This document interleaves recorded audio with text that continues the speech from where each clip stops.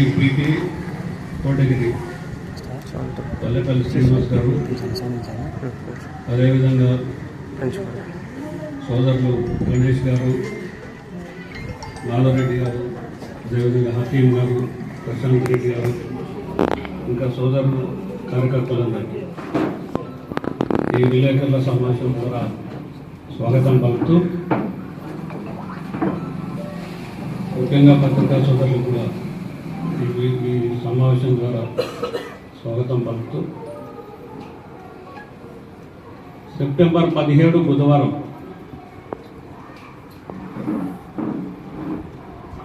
మధ్యాహ్నం పూట శేషదీర్ఘం కాసేపని ఆలోచించినటువంటి సత్యాది హరిచంద్రుడు బాన్స్వాడ నియోజకవర్గం నుంచి సత్యమే పలుకుతాం సత్యహరిచంద్రుడు అని మాట్లాడుతున్నటువంటి పోచారం భాస్కర్ రెడ్డి సందేశం వినపడదాడు. అరే ఈయనెవరు? పోచారం భాస్కర్ రెడ్డి ఎవరు? ఈయన సత్యాలు మాట్లాడుతుండు. అరే సత్యహరిచంద్రుడైనా నేనే ఆశ్చర్యపోయేటువంటి పరిస్థితికి వచ్చిందని నేను ఒక ఆలోచనతో బాన్స్వాడ నియోజకవర్గం వరకు చూసినాను.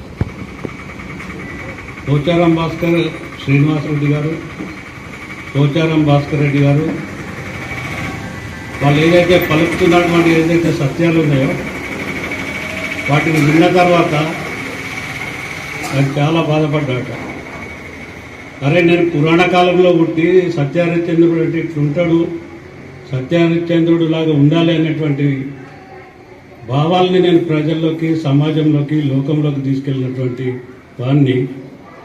అది వీళ్ళని ఆదర్శంగా తీసుకుంటే బాగుండేదేమో. నేను కలియుగంలో పుట్టి ఉంటే వీళ్ళిద్దరూ మాట్లాడేటువంటి సత్యాలని తెలుసుకొని కలియుగంలో పుట్టి సత్యహరిచంద్రుడు అంటే ఇట్లా ఉండాలనేటువంటి వీళ్ళ భావాలను కూడా నాతో కలుపుకొని తీసుకెళ్తే బాగుండేదేమో అనేటువంటి బాధ మరి వాళ్ళ సత్యహరిచంద్రుడు బాధపడ్డటువంటి రోజు అట.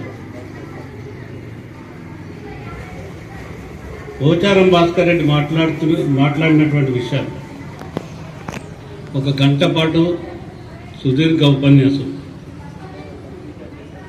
తన తండ్రితో పాటు, తన తండ్రి స్పీకర్గా, తన తండ్రి వ్యవసాయ శాఖ మంత్రిగా ఉన్న సందర్భంలో తనతో పాటు ఉన్నటువంటి సహచర శాసనసభ్యులందరూ ఇంచుమించు షకీల్ గారు కానీ, లేకపోతే బాజిరెడ్డి గోవర్ధన్ గారు కానీ, లేకపోతే జీవన్ రెడ్డి గారు కానీ, లేకపోతే రవీందర్ రెడ్డి గారు కానీ, లేకపోతే మన బాజిరెడ్డి గారు కానీ, ఎవరైనా సరే ఆయన మాట్లాడిన జిల్లాకు సంబంధించినటువంటి అందరు మాజీ శాసనసభ్యులు తన తండ్రితో పాటు ఒక పర్యాయం, 2 పర్యాయాలు, 3 పర్యాయాలు శాసనసభ్యులు ఉన్నటువంటి మనకు ఒక సందర్భంలో అవకాశం వచ్చి మాట్లాడితే నీకున్నటువంటి హోదా ఏంటి? కేంద్ర బ్యాంకు చైర్మన్, జిల్లా central bank chairman. Central bank chairman ఎవరి పుణ్యం వచ్చింది? ప్రశాంత్ రెడ్డి గారు కాళ్ళు పట్టుకొని, బాజిరెడ్డి గారు కాళ్ళు పట్టుకొని పెద్ద ఆయన కేసీఆర్ గారి దగ్గర తీసుకెళ్ళి ఇచ్చినటువంటి పదవి సెంట్రల్ బ్యాంక్ చైర్మన్. కాళ్ళు పట్టుకొని తెచ్చుకున్న పదవులను కూడా అడ్డం పెట్టుకొని ఇవాళ ఎవరి ద్వారా నువ్వైతే జిల్లా కేంద్ర బ్యాంకు చైర్మన్ అయినవో, కోఆపరేటివ్ సెంట్రల్ బ్యాంక్ చైర్మన్ అయినవో వాళ్ళ మీద నీ ఇష్టం వచ్చినట్టు మాట్లాడుతున్నావంటే ఎంత దిగజారుడు రాజకీయాలు చేస్తున్నావో మీరు అర్థం చేసుకోవడం. మీ తండ్రి మీరు పలుకుతున్నటువంటి మాటలు అన్ని సత్యాలే. తిరుమల తిరుపతి దేవస్థానం తెలంగాణ, మీ తండ్రి ఏం మాట్లాడతాడు? సార్ మిమ్మల్ని మరవలేం సార్, జీవితం ఉన్నంతకాలం మీతో పాటు ఉంటాం సార్, ప్రాణం ఉన్నంతకాలం మీతో పాటు ఉంటామని సార్ మాట్లాడినటువంటి సత్యాలు మీరే మాట్లాడి మేము మాట్లాడు. తర్వాత కొంతమంది శాసనసభ్యులు వెళ్ళిపోతే దొంగలు పోయినరు, పోయింది పొట్టు పోయింది, అంత తాళంతా పోయింది, అంత ఒరిజినల్ ఉన్నదని మాట్లాడినటువంటి మీ తండ్రి మాట్లాడినటువంటి మాట. ఇలా చెప్పుకుంటా పోతే ఎన్నో సందర్భాల్లో ఎక్కడ ఏ రోటికాడ పాట ఆ రోటికాడ పాడుకుంటాం, ఏది అవసరమైతే అది మాట్లాడుకుంటాం. ఈ జీవితం అంతా ఇవాళ మేము సత్యాలు మాట్లాడుతున్నాను కాబట్టి ఈ జీవితం అంతా ఇవే సత్యాలు మొత్తం. ఒక్క శాసనసభ్యుడి మీద కూడా మంచి అభిప్రాయం లేకపోతే ఎట్లా? మీరు చేస్తున్నటువంటి ఆగడాలు, మీరు చేస్తున్నటువంటి పరిస్థితులు ఈ నియోజకవర్గంలో మీరు ఎన్ని ఆగడాలు చేసినా కూడా ఒకప్పటి మహానుభావులు ఎన్టీ రామారావు గారు కానీ అదేవిధంగా కేసీఆర్ గారు కానీ వాళ్ళిద్దరి దయాదాక్షిణ్యాల వల్ల ఈ నియోజకవర్గంలో 6 పర్యాయాలు గెలిచాం 6 పర్యాయాలు గెలిచాం మాట్లాడి మీరు వాళ్ళిద్దరి ఆ మహానుభావుల పుణ్యంతో మరి 6 పర్యాయాలు మీరు శాసనసభ్యులుగా కావటం జరిగింది తప్ప అది మీకు మీరు మా గొప్ప అని అనుకుంటే అది మీ ఇష్టం. మేము చెప్పేది దీంట్లో ప్రత్యేకంగా ఏంటంటే రాజకీయ వ్యవస్థలో పనిచేసేటప్పుడు ఒక పద్ధతి, ఒక క్రమము, అవతల వ్యక్తుల్ని విమర్శ కూడా దానికి ఒక పద్ధతి, క్రమం ఉండాల్సినటువంటి పద్ధతి లేకుండా చూతే అట ఏం భాష, ఏం మాట్లాడుతుంది, నీ వయసు అయింది, నువ్వేం మాట్లాడేది? వాస్తవాలకు దగ్గరగా ఉండండి. కనీసం ప్రజలు ఏమనుకుంటారు, ప్రజల్లో ఏముంది వల్ల, ప్రజలు ఏం మాట్లాడుతున్నారు? బాజిరెడ్డి గోవర్ధన్ గారు మీ మామను పంపించినారు. వాస్తవాల్లోకి వెళ్దాం. సోదరులు సాయిరెడ్డి గారు మాకు కూడా కొంచెం దగ్గరగా ఉంది. మేము ఇవాళ మాట్లాడదలుచుకోండి. ఎందుకంటే సాయిరెడ్డి గారి మీద గౌరవంతో కూడా నువ్వు మాట్లాడినట్టు మేము మాట్లాడదలుచుకోండి. ఇంకొక మాట, ప్రశాంత్ రెడ్డి గారి గురించి మాట్లాడింది. ఏమని? జిల్లా మంత్రిగా పనికిరాడు, జిల్లా మంత్రిగా ఆయన నుండి మొత్తం జిల్లాలు అన్నీ ఓడిపోయినాయి. జిల్లా మంత్రిగా పనికి రాకపోతే ఇవాళ మేము స్పష్టంగా అడుగుతూ ఉన్నాం, బాజిరెడ్డి గోవర్ధన్ గారు ఈ నియోజకవర్గంలో నిజాం సాగర్ కాలువల ఆధునీకరణ కానీ, లేకపోతే ఎన్నో పెద్ద ఎత్తున సీసీ రోడ్లు, ఇంకోటి సంక్షేమ కార్యక్రమాలతో కూడా తెచ్చినటువంటి సందర్భం. అదే ఇవాళ ప్రశాంత్ రెడ్డి గారి గురించి మాట్లాడుతున్నారు.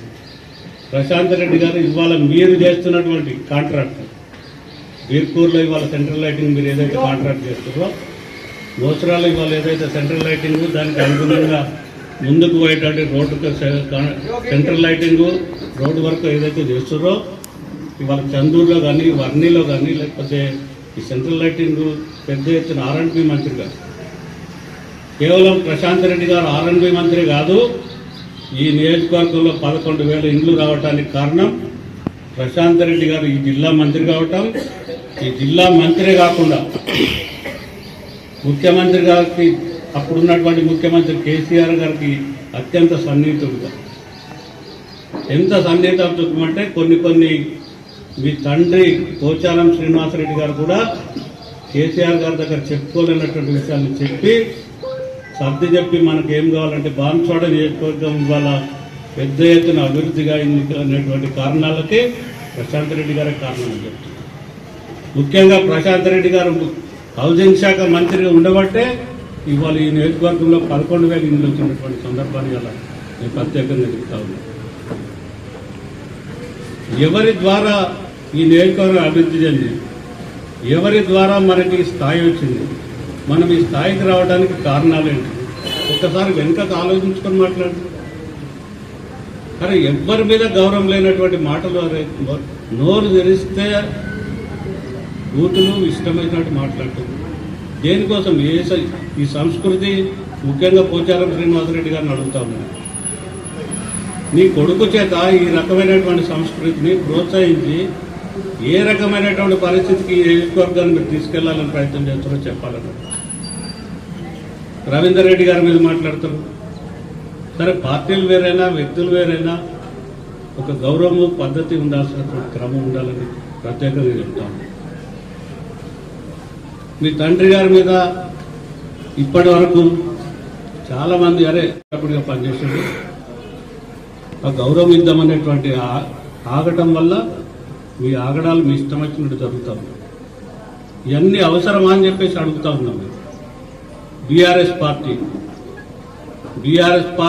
10 ఏళ్ల పాటు మీరు అడిగిన ప్రతి కార్యక్రమాన్ని పార్టీ పదవుల్లో కానీ, లేకపోతే ప్రభుత్వ పదవుల్లో కానీ, లేకపోతే మీకున్నటువంటి ఆ శాసనసభ్యుడి ద్వారా ఈ జిల్లాలో 5 ఏళ్ల పాటు మంత్రిగా కానీ, 5 ఏళ్ల పాటు స్పీకర్గా కానీ ఎనలేని గౌరవం ఇస్తే ఇవాళ ఏది పడితే అది మాట్లాడే ఎన్ని సత్యాలు ఇవాళ మీరు మాట్లాడేది.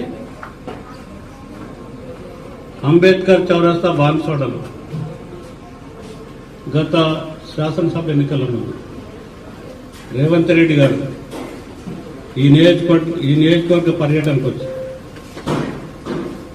ఎంతటి భాష, ఎంత భరించలేనటువంటి భాష ఏమని మాట్లాడినారు. ఒక ఆబోతు 3 దున్నబోతులు దొంగ చేలలో పడి వేస్తున్నాయి, అవి మీ కుటుంబమే అని చెప్పినటువంటి పరిస్థితులు కూడా ఉంటే మీరేం తక్కువ మాట్లాడినారు. హైకమాండ్ బూట్లు నాకినాం, యనమల రామకృష్ణుడికి బూట్లు తొడిగినాం, పెద్ద ఎత్తున 50 కోట్ల రూపాయలు హైకమాండ్కి ఇచ్చి పెద్ద ఎత్తున పిసిసి ప్రెసిడెంట్ తెచ్చుకున్నారు. అరే అటు రేవంత్ రెడ్డి మాట్లాడి, ఇటు మీరు మాట్లాడి వాళ్ళ పరిస్థితులు ఏంది. ఎప్పటికప్పుడు ఏది అవసరమో, ఏది మాట్లాడాలో అది మాట్లాడుకుంటారు. మన పక్కన ఉన్నంతసేపు వాళ్ళు ఇంద్రులు చంద్రులు, మనం దాటిపోగానే వాళ్ళని మీ నోటికి వచ్చినట్టు దుర్భాషలు మాట్లాడతారు. మీ తండ్రికి అదే పరిస్థితి, మీది కూడా అదే పరిస్థితి. ఈ బాన్స్వాడ నియోజకవర్గాన్ని ఏ రకమైనటువంటి సంస్కృతికి తీసుకుపోవాలో ఏం ఆలోచించినా చెప్పాలని చెప్పి వాళ్ళు అడుగుతా ఉన్నారు. ఈ నియోజకవర్గంలో ఇవాళ మీరు చేసే పనులు కానీ, కాంట్రాక్టులు కానీ బీఆర్ఎస్ టైంలో మంజూరైనటువంటి 11,000 ఇండ్లు ఈ నియోజకవర్గానికి వస్తే వెళ్దాం రండి, ఇవాళ ఏ గ్రామం పోదాం, ఎక్కడికి పోదాం, ఏ బాన్స్వాడ పట్టణం పోదామా, లేకపోతే రూరల్ గ్రామాల్లో పోదామా చెప్పండి. ఒక్క లబ్ధిదారుడు నేను సంతృప్తిగా ఉన్నా, పూర్తి స్థాయిలో నాకు పేమెంట్లు దొరికినాయని కనుక ఒక్క లబ్ధిదారుడు కనుక చెప్తే మేము మీతో పాటు రావడానికి సిద్ధంగా ఉన్నామని చెప్తాం. ఎంతసేపు అవినీతి కార్యక్రమాలు, ఎంతసేపు గౌరవం లేని మాటలు, మీ స్వార్థం తప్ప రెండోది ఉండనే ఉండదు. మా తండ్రి దేవుడు, మేము అంతటోళ్ళం, మేము ఇంతటోళ్ళం, మిమ్మల్ని కార్యకర్తలను కాపాడుకుంటామని చెప్తారు. ఏం కాపాడతారు కార్యకర్తల్ని? ఎక్కడైనా ఒక ఎంపీపీ గెలిస్తే, లేకపోతే ఒక జెడ్పీటీసీ గెలిస్తే నియోజకవర్గంలో రిబ్బన్ కటింగ్లు మనమే చేయాలా, కొబ్బరికాయలు మనమే కొట్టాలా, వాళ్ళని పక్కన నిలబెట్టాలి.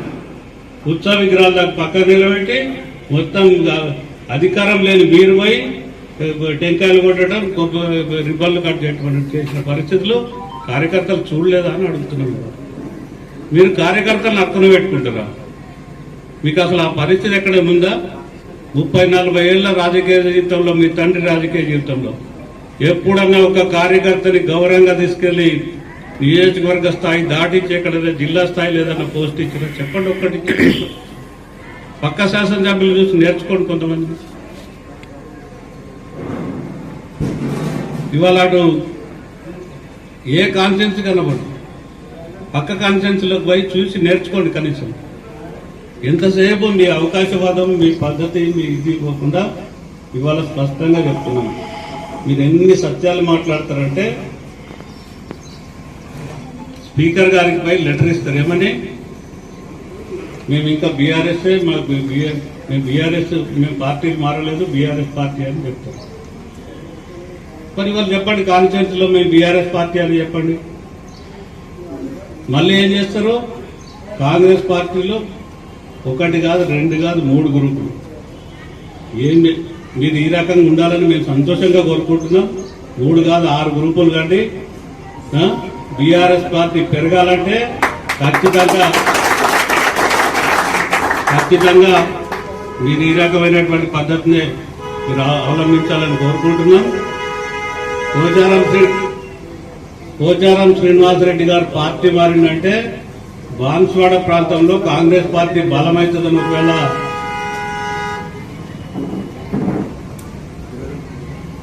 బలమవుతుందని ఒకవేళ మహేష్ కుమార్ గౌడ్ గారు ఒకవేళ రేవంత్ రెడ్డి గారు అనుకుంటే గతంలో మరి ఎన్టీ రామారావు గారి పుణ్యమో లేదా కేసీఆర్ గారి పుణ్యమో 5-6 పర్యాయాలు ఇక్కడ శాసనసభ్యుని ఇచ్చినటువంటి పరిస్థితులు 7-8 పర్యాయాలు ఇచ్చినటువంటి పరిస్థితి ఉంటే ఇక భవిష్యత్తులో కాంగ్రెస్ పార్టీని బాన్స్వాడ నియోజకవర్గంలో చూడనటువంటి పరిస్థితికి వాళ్ళు తీసుకెళ్లినటువంటి ఘనత పోచారం శ్రీనివాసరెడ్డి గారికి, పోచారం భాస్కర్ రెడ్డి గారికి ప్రత్యేకంగా ఉందని ప్రత్యేకంగా చెప్తూ ఒక్కటి మాత్రం స్పష్టంగా చెప్తాను.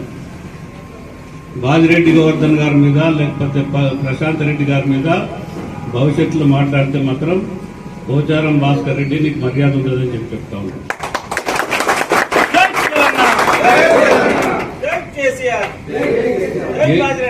ఏదైతే ఇవాళ మీరు మాట్లాడింది ఈ జిల్లాలో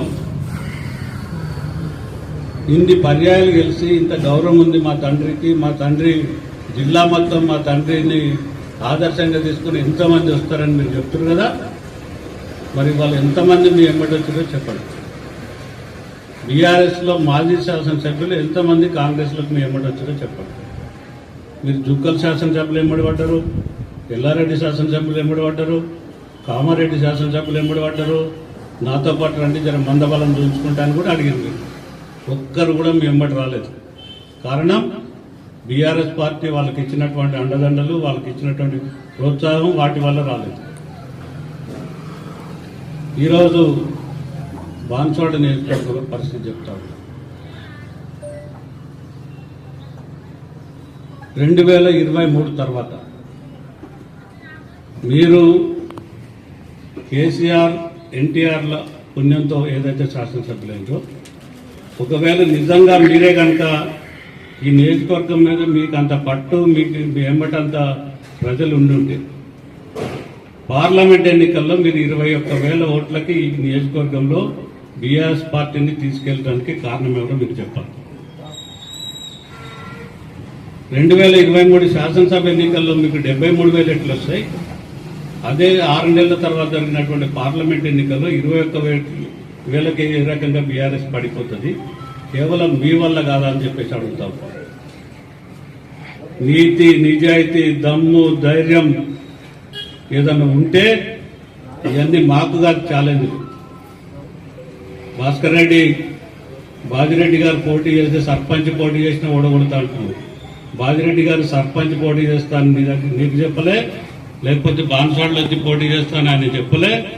ఆయనని కావాలనేదో రెచ్చగొట్టేటువంటి పరిస్థితులు మాటలు మాట్లాడకండి. బాజిరెడ్డి గోవర్ధన్ గారు కాదు, ఇవాళ పోచారం శ్రీనివాసరెడ్డి గారు రేపు రాజీనామా చేసి వచ్చి పోటీ చేసిన, పోచారం భాస్కర్ రెడ్డి వచ్చి పోటీ చేసిన ఓ సామాన్య కార్యకర్తని బాన్స్వాడ నియోజకవర్గంలో బీఆర్ఎస్ కు సంబంధించినటువంటి సామాన్య కార్యకర్తని, ఆ కార్యకర్తను కూడా మీరు ఎంపిక చేసుకోండి, మేము గెలిపిస్తాం. సామాన్య కార్యకర్తను మీరు ఎంపిక చేసుకోండి, మీరు ఎంపిక చేయండి, మేము కాదు. గతంలో ఒక నానుడి ఉండే, ఒక 10 ఏళ్ళు నేను కాంగ్రెస్ లో గతంలో 30-40 ఏళ్ళు పనిచేసి ఒక 10 ఏళ్ల పాటు కాసుల బాలరాజు గారు ఇంకెవరికో ఏది టికెట్లు వచ్చినటువంటి సందర్భంలో బీఆర్ఎస్ కార్యకర్తలు మాట్లాడుతుండే కాంగ్రెస్ అభ్యర్థిని మా సార్ నిర్ణయం చేస్తాడనేటువంటి మాట కాన్ఫరెన్స్ లో ఒక నానుడిగా ఉంది. ఇవాళ మేము ఛాలెంజ్ చేసి చెప్తున్నాం, మా కార్యకర్తను మీరు ఎంపిక చేయండి, మేము గెలిపిస్తామని చెప్తాం. మాట్లాడే ముందు మంచి చెడు, మన స్థాయి ఏంది, మనం ఎక్కడి నుంచి వచ్చినాం, ఎట్లా వచ్చినాం, మనం ఎన్ని అవినీతి కార్యక్రమాలు చేసి ఈ రకంగా డబ్బులు సంపాదించినాం. ఇవాళ మాట్లాడుతున్న మీరు బీఆర్ఎస్ పార్టీ మీకు ఏం చేయలేదా? ఏం చేయలేదు చెప్పండి. పెద్దలు కేసీఆర్ గారు, పోచారం శ్రీనివాసరెడ్డి గారు వ్యక్తిగతంగా వెళ్ళి, సార్ నిన్న భాస్కర్ రెడ్డి మాట్లాడుతూ మాకు కనీసం హైదరాబాద్ ఇల్లు కూడా లేదు, కిరాయి ఇంట్లో ఉంటున్నాం అని మాట్లాడుతూ,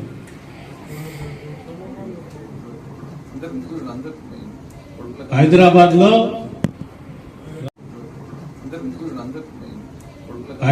లో రవీందర్ రెడ్డికి ఇల్లు ఎక్కడుందో చూపిస్తాం. అదేవిధంగా సురేందర్ రెడ్డికి ఇల్లు ఎక్కడుందో చూపిస్తాం, అదేవిధంగా నీకు ఇల్లు ఎక్కడుందో చూపిస్తాం. స్వతహాగా శ్రీనివాసరెడ్డి గారు కేసీఆర్ గారు ఎంత గౌరవం ఇస్తుందంటే ఆయనకి పోయి, సార్ కొడుకులందరూ మంచిగా ఉన్నారు, ఎవరికి వాళ్ళు ఇండ్లు అన్ని వ్యవహారాలు చక్కగా ఉన్నాయి, ఇంతో అంత కాంట్రాక్టులు వేసుకుంటున్నారు, అందరూ మీ వల్ల గౌరవంగా బతుకుతున్నాం, సమాజంలో మంచి పరిస్థితులు ఉన్నాం, నా బిడ్డకి ఇల్లు లేదు సార్ అని అంటే, నీ బిడ్డ అయితేంది నా బిడ్డ అయితేంది, నా బిడ్డలాగా చూసుకుంటా నీకేం అని చెప్పి అప్పటికప్పుడు ఒక బిల్డర్ని పిలిచి 8 కోట్ల రూపాయలతోటి అప్పటికప్పుడు మరి పోచారం శ్రీనివాసరెడ్డి గారి బిడ్డ పేరు మీద మరి ఇల్లు రిజిస్ట్రేషన్ చేసినటువంటి మాట వాస్తవం కాదా అని చెప్తున్నాను. అరే ఏది మాట్లాడుతుంది అరే ఒక పూట దారిన పోతా పిలిచి అన్నం పెడితే 10 కాలాల పాటు గుర్తు చేసుకుంటాం, తిన్నది మర్చిపోవటం ఇది ఎక్కడిది మాకు అర్థమైతలేదు. ప్రజలు గమనిస్తున్నారు. మొత్తం బాన్స్వాడ నియోజకవర్గంలో ఇవాళ వెళ్ళండి, మీరు ప్రజల్లోకి వెళ్ళండి, ప్రజలు ఏం చెప్తారు వినండి. ప్రజలు ఒకటి అడుగుతున్నారు, బీఆర్ఎస్ పార్టీని బలంగా ఉంచండి, పోచారం కుటుంబ ఆగడాలను కంట్రోల్ చేయాలంటే బీఆర్ఎస్ పార్టీ గ్రామాల్లో బలంగా కనపడాలా, బీఆర్ఎస్ కార్యకర్తలు బలంగా కనపడాలా. బీఆర్ఎస్ కార్యకర్తలు బలంగా ఉంటే ఖచ్చితంగా రేపు బీఆర్ఎస్ ను ముందుంచడంలో మేము ముందుంటాం, స్పష్టంగా చెప్తున్నటువంటి సందర్భాలు చెప్తున్నాం. భవిష్యత్తులో బాజిరెడ్డి గారి గురించి కానీ, ప్రశాంత్ రెడ్డి గారి గురించి కానీ, జీవన్ రెడ్డి గారి గురించి కానీ బీఆర్ఎస్ పార్టీ గురించి కానీ మాట్లాడితే మంచిగా ఉండదని చెప్తా ఉన్నాము. ఒక్కసారి ఒళ్ళు దగ్గర పెట్టుకో. నిజామాబాద్ జిల్లా సెంట్రల్ బ్యాంక్ చైర్మన్ చేసిన నీకు ఎన్నుంటాయని పిఏని అడిగేటువంటి పరిస్థితి. సెంట్రల్ బ్యాంక్ లో ఎన్ని డైరెక్టర్లు ఉంటాయి తెలియకపోతే నువ్వు సెంట్రల్ బ్యాంక్ చైర్మన్ ఏం చేసినా నాకు చెప్పిన. సెంట్రల్ బ్యాంక్ లో 20 డైరెక్టర్లు ఉంటారు, 21 డైరెక్టర్లు ఉంటారు, 20 డైరెక్టర్లు ఉంటారు, ఒక కోఆప్షన్ ఉంటుంది. 20 డైరెక్టర్లలో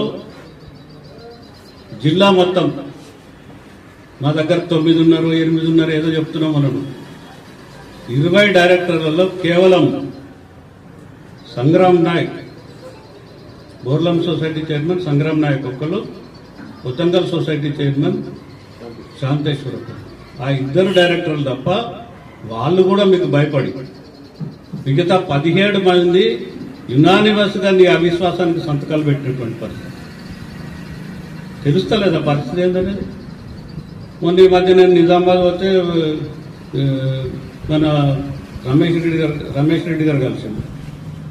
ఏం రమేష్ భాయ్ ఇదేం పద్ధతి, మా కాన్స్టిట్యున్సీకి సెంట్రల్ బ్యాంక్ చైర్మన్ ఉండే, అనవసరంగా నువ్వు వాటిని టీటచ్చి ఏదో మొత్తం మీద అటెండ్ చేసుకొని పీకేస్ట్ కదంటే, అన్న ఏం చేయాలన్నా డైరెక్టర్ల మనోభావాలు ఒక పద్ధతిగా లేవు, చైర్మన్ వ్యవహార శైలి బాగాలేదు, డైరెక్టర్లు అందరూ బాధపడుతున్నారు, ఏం చేయాలా, ఆయన చైర్మన్గా ఉంటే మేము ఉండలేమన్న పరిస్థితి, అవసరమైతే డైరెక్టర్కి రాజీనామా చేస్తాం కానీ ఆయన చైర్మన్గా ఉంటే మాత్రం మాకు డైరెక్టర్ కూడా అవసరం లేదు అనేటువంటి పరిస్థితి వచ్చింది ఒక పద్ధతి. ఇంకొకటి నేను మిగతా జిల్లా చెప్పను, మీ నియోజకవర్గమే చెప్తా. ఎత్తోండ్ర సొసైటీ ఇవాళ 9 నుంచి 12 కోట్ల రూపాయల లాస్లోకి వెళ్ళింది. కొత్తంగల్ సొసైటీలో అసలు దానికి ఒక పద్ధతి లేదు. ఒక జిల్లాలో ఒక వెలుగు వెలిగినటువంటి సొసైటీ, ఆ సొసైటీ ఏమవుతుంది, అసలు దాంట్లో ఏం జరుగుతుందంటే, ఏమన్నా చిన్నది ఏదన్నా మేము ఆడిటో ఇంకోటో ఒక ఆఫీసర్ని పంపిద్దామంటే పోచారం శ్రీనివాసరెడ్డి గారు ఫోన్ చేసి అక్కడికి ఎవరు పోవద్దు అంటాడు. ఏదైతే కార్యవర్గం మాకు వద్దురా బాబు మేము రాజీనామా చేస్తామంటే అలాని బతిమాలి మళ్ళీ కార్యవర్గంగా నడిపిస్తారు. బోర్లం సొసైటీలో అదే పరిస్థితి ఉన్నది. జిల్లాలో సహకార వ్యవస్థని, సహకార సిస్టమ్ని మొత్తం శ్రీనివాసరెడ్డి గారు ఏదో నేను సహకార వ్యవస్థను బాగు చేసిన అంటే కొడుకొచ్చి మొత్తం నాశనం చేసిండు సహకార వ్యవస్థని. అలాంటి వ్యక్తిని మేము చైర్మన్కి ఎట్లా ఉంచుతామన్నా, నుంచి మా కనీసం మేము విలువలు ఉంచుకోవాలన్నా లేదా కనీసం ఒక 5 ఏళ్ల పాటు పనిచేద్దామని వచ్చినాం. మా పనిచేసే తృప్తి కూడా మాకు లేకుండా చేసినటువంటి సందర్భంలో మెజారిటీ డైరెక్టర్లు అందరం కలిసి ఒక నిర్ణయం తీసుకున్నాం, ఇది ఏమన్నా జరగని ఆయనను చైర్మన్ తీసేసి బీఆర్ఎస్లో ఉన్నా సరే ఇంకో పార్టీలు ఉన్నా సరే లేదు అధికార పార్టీలకు ఎందుకు పోదామంటే ఏదైనా కనీసం రేపు నిధులో మంచో చెడ్డో జిల్లా సెంట్రల్ బ్యాంక్ని అభివృద్ధి చేద్దామనేటువంటి మంచి ఉద్దేశంతో చేసినాం తప్ప మాకు ఏ బాన్స్వాడ్లు ఉంటాయండి ఇంకో దగ్గర ఉంటాయండి మాకు ఇంకో పరిస్థితి లేదు. దీంట్లో ప్రశాంత్ రెడ్డి గారు ఉన్నాడు అని చెప్పేసి ఏదైతే భాస్కర్ రెడ్డి మాట్లాడుతుందో ప్రశాంత్ రెడ్డి గారి ప్రమేయం లేదు, నా సొంత నిర్ణయం అని చెప్పినటువంటి వాస్తవాన్ని అవసరమైతే ఇవాళ బహిరంగంగా మాట్లాడించేటువంటి పరిస్థితి వస్తుంది. ఇంకా నువ్వు ఇంకో మాట్లాడుతున్నావు. ప్రశాంత్ రెడ్డి గారు రండి ఏ గుళ్ళో ప్రమాణం చేద్దామో రమ్మంటున్నాం. ప్రశాంత్ రెడ్డి గారు వచ్చి గుళ్ళల్లో ప్రమాణం చేయాలి. స్వయాన కేసీఆర్ గారు పక్కనుంటే పోచారం శ్రీనివాసరెడ్డి గారు తెలంగాణ తిరుమల తిరుపతి దేవస్థానంలో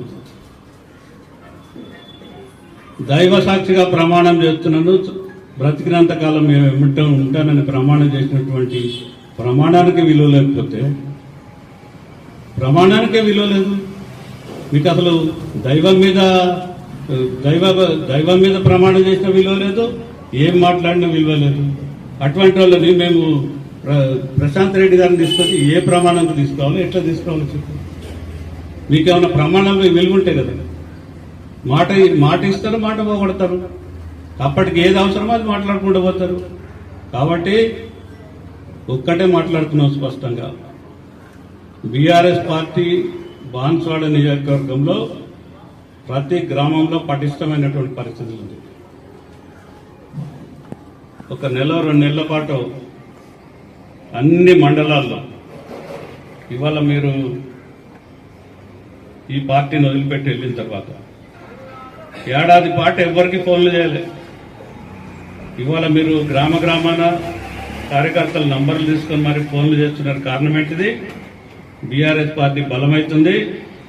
మనం రేపు రాజీనామాను లేకపోతే యాంటీ డిఫెక్షన్లను మనం కనుక డిస్క్వాలిఫై అయితే మన మనుగడ కష్టమవుతుంది అనే భయంకి ఇవాళ మీరు ఆ చర్యల్లో పడ్డారు తప్ప బీఆర్ఎస్ పార్టీ కాసేపు ఇటు మాట్లాడతారు, బీఆర్ఎస్ పార్టీలు ఉన్నామని చెప్తారు, వాళ్ళు అక్కడ పోయి కాంగ్రెస్ పార్టీలు ఉన్నామని చెప్తారు, స్పీకర్ పై నిర్ణయం ఏం చెప్తారు, మేము లెటర్ ఇస్తున్నాము, ఇక మేము బీఆర్ఎస్ పార్టీని మేము ఎక్కడ పార్టీ మాట్లాడని చెప్తాం. ఒక్కటి మాత్రం స్పష్టం, ఏదైతే దైవం మీద ప్రమాణం చేసినామో సరే దైవం ఉందా లేదా అని నమ్మేటోళ్ళు నమ్మొచ్చు, నమ్మనోళ్ళు నమ్మొచ్చు. సరే నేనైతే నమ్ముతాను. ఇవాళ దైవమే మీకు పరీక్ష పెట్టాడు. తెలంగాణ తిరుమల తిరుపతి దేవస్థానానికి సంబంధించినటువంటి బాలాజీ టెంపుల్ ఏదైతే వెంకటేశ్వర స్వామి టెంపుల్ ఏదైతే ప్రమాణం చేసిందో ఆ వెంకటేశ్వర స్వామి మీకు ఇవాళ పరీక్ష పెట్టిండు. వీడు నా దగ్గర ప్రమాణం చేసి మోసం చేసి ఇంకో పార్టీలోకి వెళ్ళిపోయిండు. వీడిని మాత్రం చివరి కాలంలో పూర్తి స్థాయిలో మానసికంగా పూర్తి స్థాయిలో బతకనియను అనే ఇవాళ మీరు మీ తండ్రిని ఒక్కసారి నేను కాంగ్రెస్ పార్టీ అని చెప్తాడా, బీఆర్ఎస్ పార్టీ అని చెప్తాడా, ప్రజల్లోకి వచ్చి ఇగో నా కండువ ఇది అని చెప్పమని చూద్దాం. స్పీకర్ దగ్గర బీఆర్ఎస్ అంటూ రా ప్రజల్లోకి వచ్చి ఈ కండువా నాది, ఈ కండువా కింద గెలిచిన ఈ కండువాతో ఉంటా అని చెప్పమని మీ తండ్రిని. దయనీయమైన పరిస్థితుల్లో నీ కుటుంబం ఉంది ఇవాళ. ఇందాక చెప్పినట్టు మళ్ళీ చెప్తున్నా, మీరే ఎంపిక చేసుకోండి, మీ ఇష్టం వచ్చిన వ్యక్తిని ఎంపిక చేసుకోండి. బీఆర్ఎస్ కి నిబద్ధత కలిగినటువంటి సామాన్య కార్యకర్తకి మీరు ఎంపిక చేయండి, గెలిపించే బాధ్యత మా అందరిదని చెప్పేసి స్పష్టంగా చెప్తాను. ఇంకొకసారి నీ నోటికి వచ్చినట్టు మాట్లాడితే మాత్రం అవసరమైతే భవిష్యత్తులో ఒక నిర్ణయం చేయాలని ఆలోచనలో. పోచారం శ్రీనివాసరెడ్డి గారు బీఆర్ఎస్ పార్టీయే కదా, ఒక 2000 మంది కార్యకర్తలం ఇంటికి వస్తాం, మా శాసనసభ్యుని మేము కలవటానికి వస్తాం, తయారున్నారా చెప్పండి అని అడుగుతాం. మేము ఈ రోజు కూడా చెప్తున్నాం, పోచారం శ్రీనివాసరెడ్డి గారు బీఆర్ఎస్ శాసనసభ్యుడే అని మేము చెప్తున్నాం. మీరు అవునా కాదా తెలుసుకోవాల్సినటువంటి పరిస్థితి మీకుంది తప్ప మాకు లేదని చెప్పి స్పష్టంగా చెప్తూ భవిష్యత్తులో ఇలాంటి ప్రేలాపాల్లో ఎక్కడ మాట్లాడొద్దని కాస్త ఒళ్ళు జాగ్రత్త పెట్టుకుని మాట్లాడండి. రాజకీయం చేయదలుచుకుంటే రాజకీయంగా మాట్లాడి వద్దంటలేదు మేము, కానీ పిచ్చి పిచ్చి ప్రేలాపాలను మాట్లాడొద్దని ప్రత్యేకంగా మాట్లాడుతూ జై తెలంగాణ.